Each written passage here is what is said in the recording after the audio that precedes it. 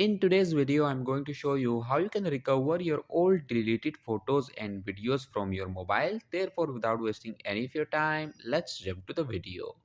First of all, I'll go to my gallery and I'm going to delete a photo. So I will delete this photo here. Click on delete.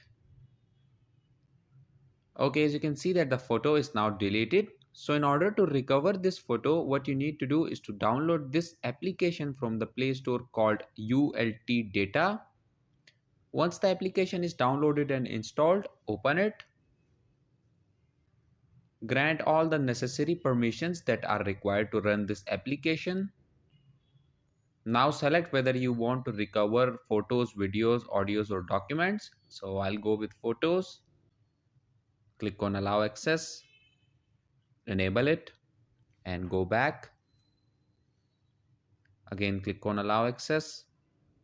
Click on use this folder and click on allow.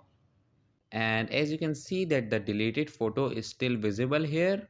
So in order to recover it, click on it and then click on this save option, and that's it.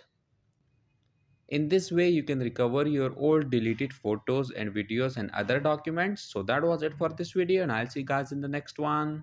Peace out.